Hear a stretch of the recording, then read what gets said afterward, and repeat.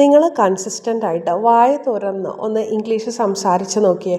ഒന്നും വേണ്ട, ഡെയിലി ഒരു 5 സ്റ്റേറ്റ്മെൻറ്റ്സ് വെച്ചിട്ട് സംസാരിച്ച് ശീലിച്ചാൽ മതി. 1 മാസം കൊണ്ട് തന്നെ നല്ല ചേഞ്ച് ഫീൽ ചെയ്യും. അപ്പം നമുക്ക് തുടങ്ങിയാലോ? താങ്കൾ താങ്കളുടെ വാക്ക് പാലിക്കുക എന്നെങ്ങനെ ഇംഗ്ലീഷിൽ പറയാം? Please keep your word. ഞാൻ ഇപ്പോൾ കുളിച്ച് കഴിഞ്ഞതേ ഉള്ളൂ. I just got out of my shower. കുളിക്കുക എന്നുള്ളതിന് ഷവർ. ഇന്ന് താങ്കൾക്ക് എന്തെങ്കിലും പ്രത്യേകിച്ച് പരിപാടിയുണ്ടോ? നമ്മൾ കോമൺ ആയിട്ട് ചോദിക്കുന്നതാണ് അല്ലേ? അപ്പോൾ അതെങ്ങനെ ഇംഗ്ലീഷിൽ പറയാം? Do you have any plans? ഇന്ന് എന്തെങ്കിലും താങ്കൾക്ക് പ്ലാൻ ഉണ്ടോ? ചോപ്ഡ് ഔട്ട്, ആ വേർഡ് പഠിക്കുക, വൊക്കാബുലറി ആണ്.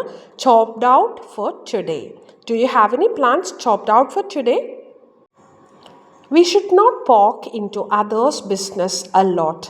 നമ്മൾ മറ്റുള്ളവരുടെ കാര്യത്തിൽ അധികം ഇടപെടരുത്. അതിനെ നമുക്ക് യൂസ് ചെയ്യുന്ന വൊക്കാബുലറിയാണ് poke in to.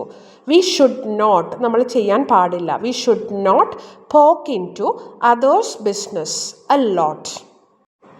I M quite under the weather. എനിക്ക് തീരെ സുഖമില്ല. ഇപ്പോൾ നിങ്ങളോട് ആരെങ്കിലും ചോദിക്കുകയാണ്, പനി പിടിച്ചിരിക്കുന്ന സാഹചര്യത്തിൽ ആരെങ്കിലും ഹൗ ആർ യു എന്ന് ചോദിക്കുമ്പോൾ നിങ്ങൾക്ക് പറയാം I M quite under the weather. എപ്പോഴും ഐ എം ഫൈൻ എന്ന് പറയേണ്ട ആവശ്യമില്ല. സുഖമില്ലാത്ത അവസരമാണെന്നുണ്ടെങ്കിൽ I M quite under the weather എന്ന് പറയാം.